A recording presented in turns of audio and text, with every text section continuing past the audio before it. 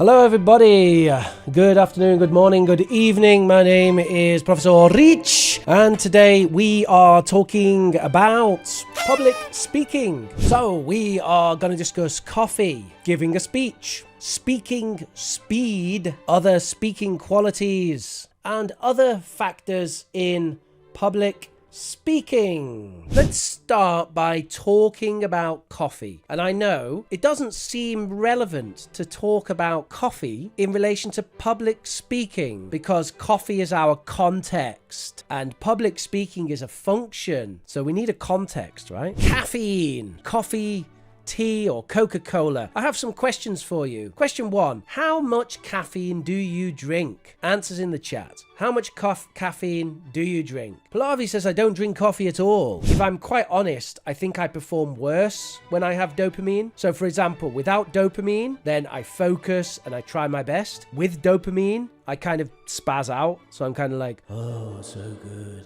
Oh, so good. If I eat a whole ice cream, like a whole tub of Haagen-Dazs, and I'm like, oh, Haagen-Dazs, Haagen-Dazs. And then I eat the whole thing and I'm like, oh, that's so good, that's so good. And then I can't do any work. Right, everybody. So I'm gonna show you a text. Look at the text and answer 2 questions. Where is it from? Do you agree with the opinion in the text? Why and why not? You have 2 minutes to read and answer the questions. Daniele says the text comes from a university study. Really? I don't know how you got that. It's quite argumentative. So no one's really commented on if they agree with it. Do you agree with it? Look at that last line. I'm going to clearly demonstrate that caffeine is the most effective performance-enhancing drug, which is still permitted in World Championship sports. I'm going to give you a little task now. I'm going to show you the text and I want you to say where you would put pauses in the text. You can use an asterisk to show where you would put the pauses. I will put the text into the chat, which should allow you to copy and paste quite easily. Unfortunately, because YouTube sucks, then it doesn't actually fit. Okay, so we'll do it sentence by sentence. Where would you pause in the text? This is if you're speaking. So this is a TED Talk, a presentation, like Daisy said. It's a presentation about coffee. This is the introduction to the presentation. I want you to mark where you would pause. For example, yesterday, where you pause in public speaking is different to where you would pause in natural conversation. Because when we're speaking in public, we want to emphasize more and we want to be a bit more dramatic. And you can use pauses to engage people. Okay, so a lot of people have had a go there. So please finish up and send your message. And we are going to listen to 2 versions of this presentation introduction. I want you to listen for the pauses. Are the pauses in the same place as your pauses? Or are they different? Which version do you prefer? We have version A and version B. We will listen to version A first. What do you notice about the speed of the speech? Did you know that coffee, one of the most popular beverages in the world, has surprising benefits that you might not be aware of? Not only does it help you wake up in the morning, but studies show that it can boost your mood, improve your physical performance, and even aid in fighting some diseases, which is still permitted in World Championship sports.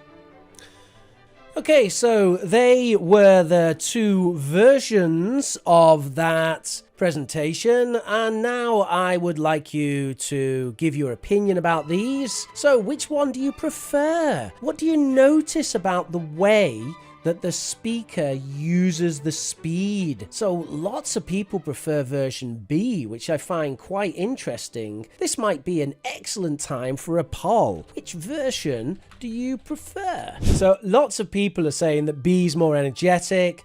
They prefer the speed of B. Does anyone prefer A? So the thing is, I don't think that like A is wrong and B is right. I don't agree with that. I think that they are just two different styles. So I'm not saying one is better than the other, but I'm just giving you an example. What's the purpose of that activity? Why did we do that? The purpose is you listen and identify the pauses. That is the purpose of the activity. It's an activity to help train you as a learner of English to listen for features of speech. And this particular feature of speech that we're focusing on is the pauses. So what you'll find by listening to pauses is that you start to command your language more and use pauses when you're speaking. Now, did anyone notice anything about the speed in general? Yeah, maybe version A does sound a bit like an amateur actor doing a coffee commercial. I did that deliberately because I wanted everyone to notice the change in speed. So notice how when you talk, especially when you're public speaking, you can change the speed to all different levels. You can be like, hello everybody and welcome to my talk.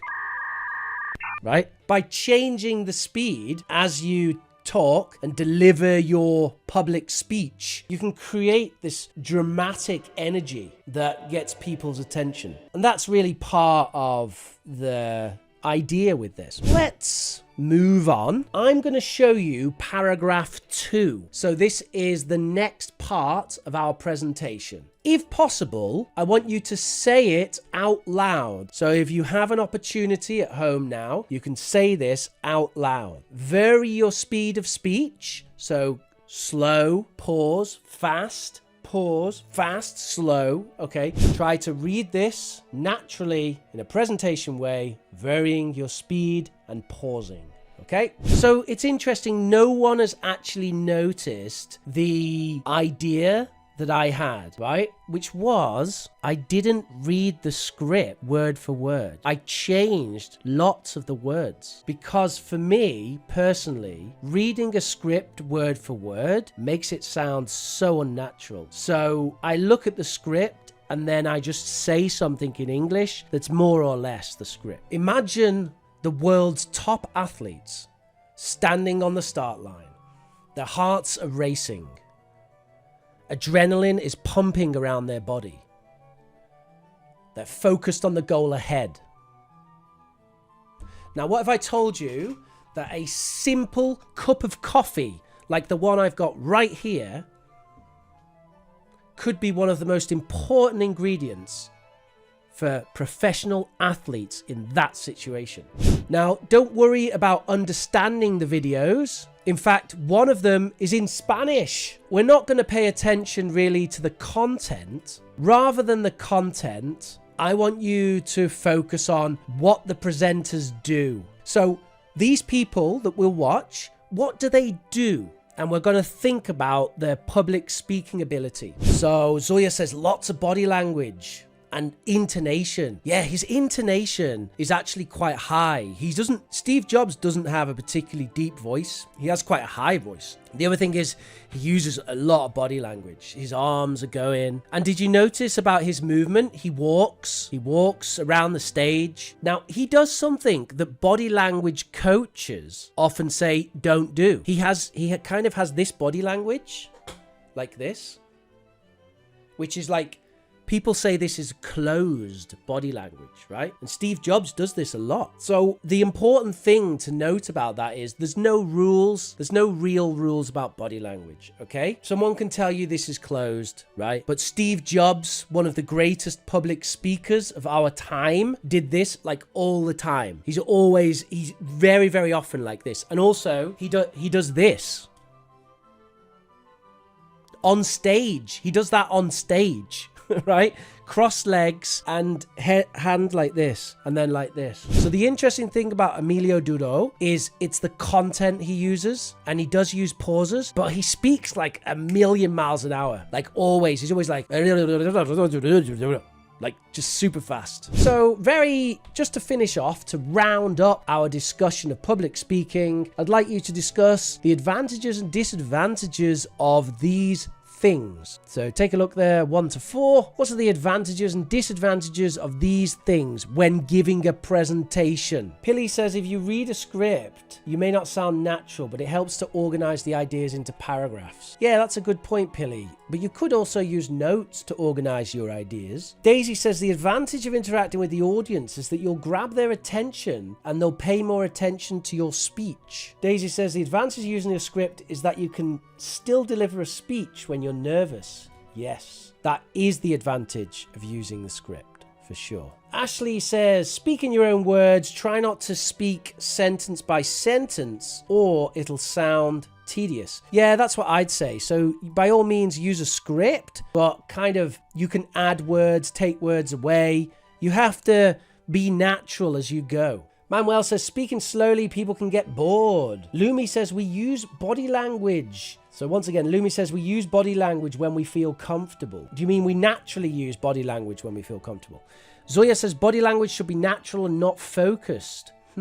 Interesting. Alexander says a script can be rehearsed many times to tune better variants. Okay. But what also can happen, Alexander, is if you keep saying the script, sometimes it can start to sound more robotic. Using a script may be more confident when the speaker doesn't have fluency, says Marta. Yes, I agree. I actually think scripts can be a useful aid, especially to people who are still not comfortable with public speaking yet.